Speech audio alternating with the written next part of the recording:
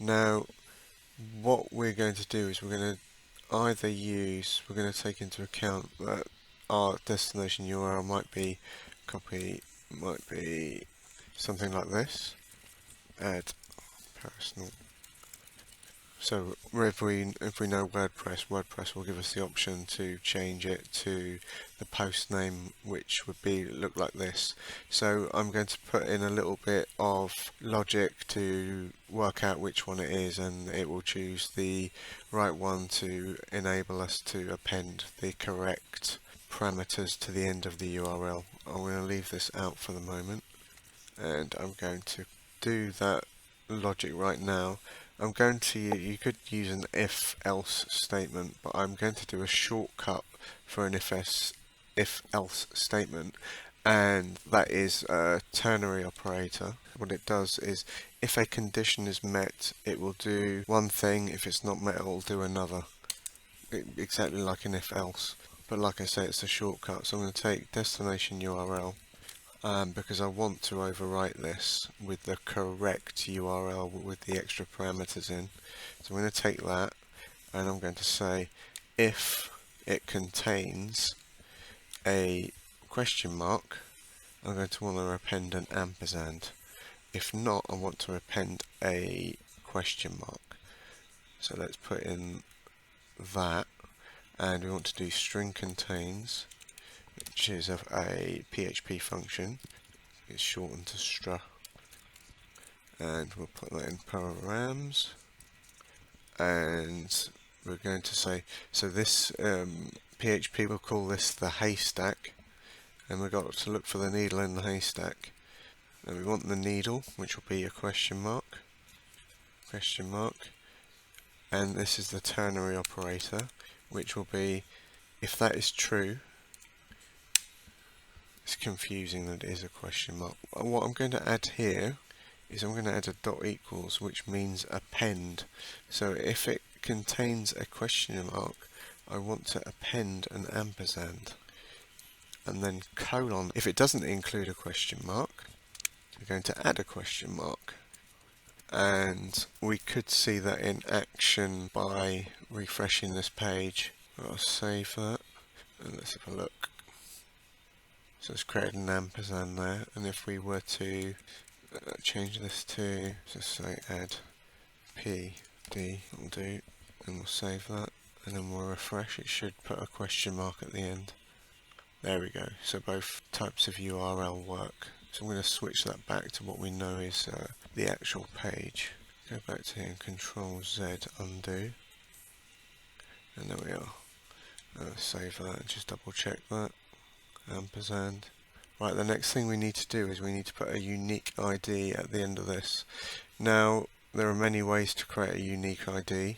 I'm going to create an ID that is probably going to be unique once in a million times, rather than once in several billion times. I think that will do for our purposes. Establishing how to do that is outside of the scope of this tutorial, so I'm going to put some code in which I've already used elsewhere, and I'll just copy and paste that in.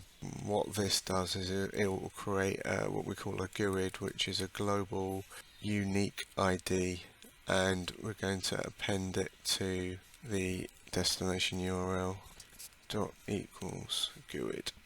And now we should see a unique ID appear, so we'll save that and we'll refresh this, and we see a unique ID added there. So I'm going to Control F5, there we go, leave page.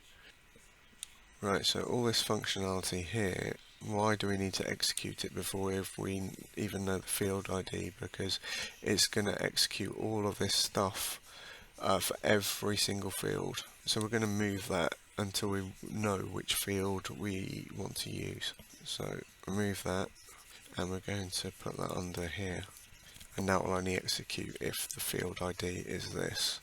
Another thing we can do is, rather than even looking at the field, we need to know that it's an empty form. So what we're going to do is we're also going to say if read or write equals write.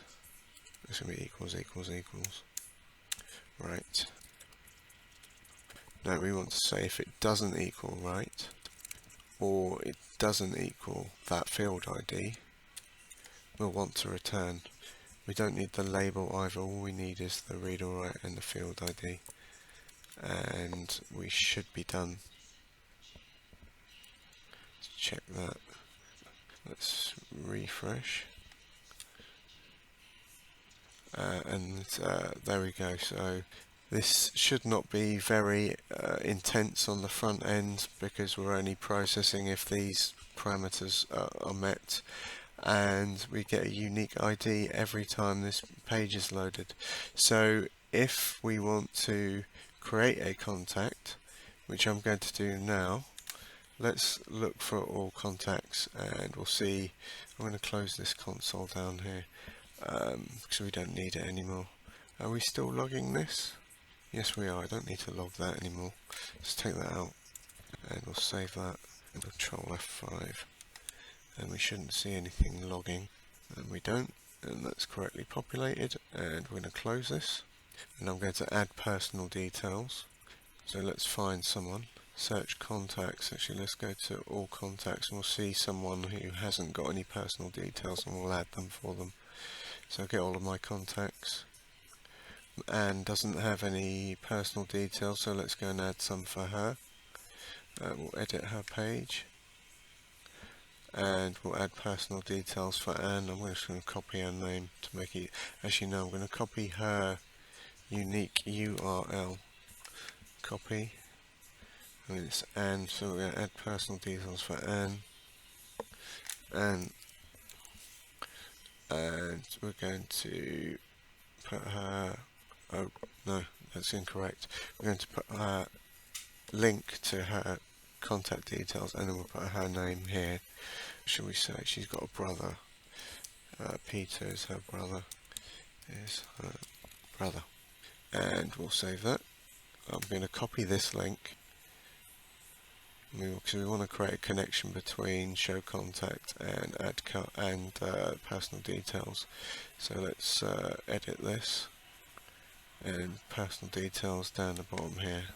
Save that, and then we have a link between the two pages. So personal details, show contact, and if we're going to send Anne a card and we want to record that, we can click add card.